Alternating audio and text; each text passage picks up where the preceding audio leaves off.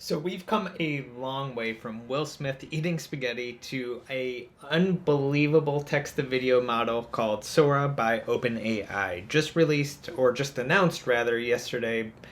This new model produces striking results that it sets the bar to an unbelievably high level. Now, I'm going to try my best to not use superlatives when describing all the outputs here, but just heading over to the page and looking at the results, it is crazy to see just how well the consistency is within this 1 minute video of a woman walking down the streets of Tokyo. We can see things like the text on the signs remains consistent throughout. Her character design, it's not like going all over the place. It is just really, really impressive results. And even things that never, like, video has no existence of, woolly mammoths, of course, but the quality is really, it's quite striking. And one of the things, like, especially this video clip, I think is really cool to demonstrate here is character consistency throughout. So one of the problems with diffusion models is once a character is removed from the frame, the model doesn't know it exists. And so this new video model can string together many, many frames and keep the same character throughout. And of course, not to mention the quality, is we can see that it looks very much not like an AI generated person. All those little details of the skin pores and so on looks really, really cool here. And even this video, again, it looks like a helicopter or drone shot of a shoreline off of California. I think, though, one of the videos that really just kind of blew me away that this is, just a groundbreaking model was this video here of a subway train in Tokyo. It just doesn't look fake at all. You really, really have to look closely to know that this is AI generated. Like, she's not holding up her phone to record the video in the reflection. That's such a minor detail, given everything else. Now, of course, this model isn't perfect. As even OpenAI states, there's definitely a lot of errors, and what a lot of the videos that we're seeing here are cherry picked, which I'll talk about this in just a minute. But, we see kind of funny outputs, which OpenAI shares, of just like dogs appearing out of nowhere in the middle of this video frame. Or if you go to the basketball, it just kind of lights on fire at the end of the video as well, too.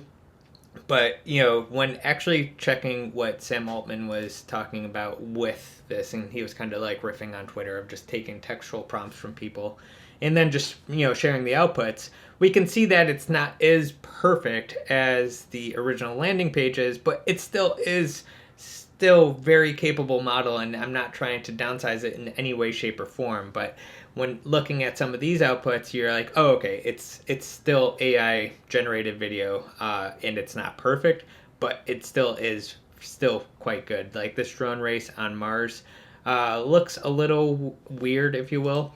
Whereas like these dogs podcasting on top of a mountain looks very believable and very cool. And this one, I'm sure a lot of AI people picked up right away that she had the correct number of digits on both of her hands. And this whole scene does look very accurate representation given the prompt.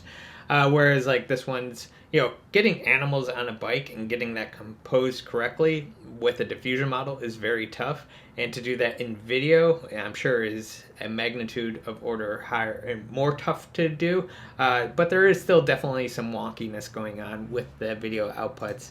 And perhaps my favorite was this monkey playing chess, and of course, Mr. Beast chiming in to not make him homeless due to the capabilities of AI text-to-video models, which I think is a very valid concern for a lot of folks out there, myself included.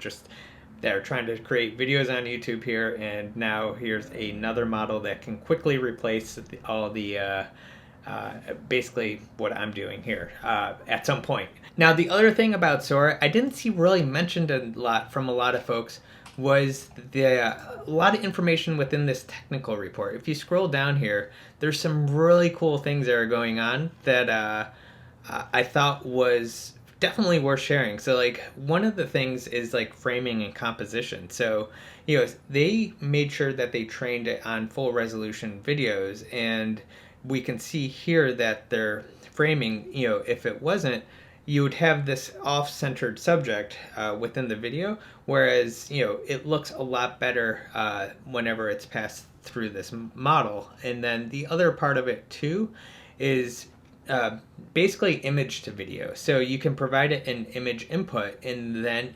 either append or prepend video based on that image input. So, for example, here's like a children's illustration, and this model can animate it, which is pretty wild.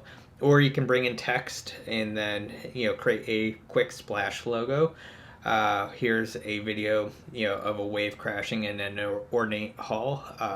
That is uh, yeah, just quite remarkable. But I think that this has a lot of potential, because where I'm kind of going with that is if you have a storyboard of a whole long series of videos, or sorry, just of images, and then you can kind of basically maybe make that into a long episode, if you will, of some sort of video. So that I think is really wild. And then, you can extend generated videos, you can do looping. And then this one's also, I think, pretty wild, is video to video. So you could, provide it any sort of input video and then stylize it in any sort of way. So here's their input video. I don't know if this is an AI generated video or not. I don't think that that really matters. My guess is it is AI generated. But regardless, though, is that you can change the scene. So if you want to change it into like a cyberpunk scene, you just go ahead and pass it through this model, and then it will go ahead and create that based on the input video. Make it have dinosaurs, so it's like a Jurassic Park. So you can reuse videos in a lot of different ways. So if you were trying to create an animated series of characters talking, you could just take any sort of video where there's dialogue being exchanged and then stylize that for whatever the project is. And then there's, of course, interpolation between two videos where you can kind of connect them. So you can see like, this Christmas scene and then a like ancient seaside castle, and how they kind of can get blended together, which is pretty wild. So yeah, the kind of the other thing I'm kind of curious about, aside from all of this, because AI is kind of moving in this general rapid pace towards creating content in a much easier ways. Where will this go going forward? So we can see already that like diffusion models have very real commercial applications where people are starting to incorporate them into their workflow, or folks are using it on a personal level and just generating art styles or illustrations to whatever that they want on a local basis.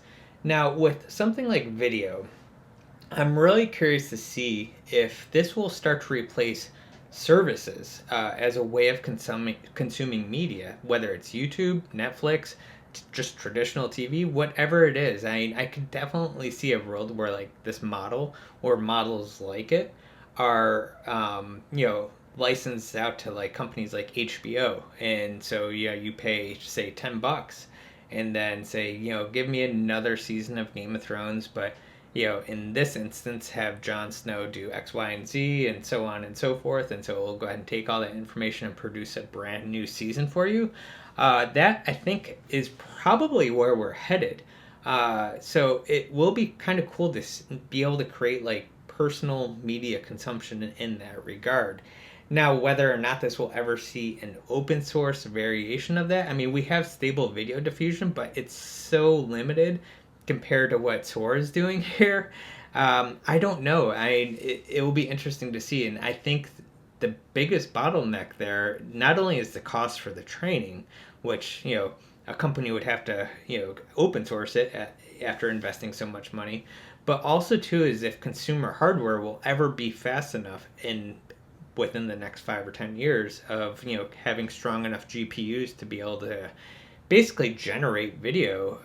That's going to be a huge bottleneck. So I'm kind of curious to see how that will pan out.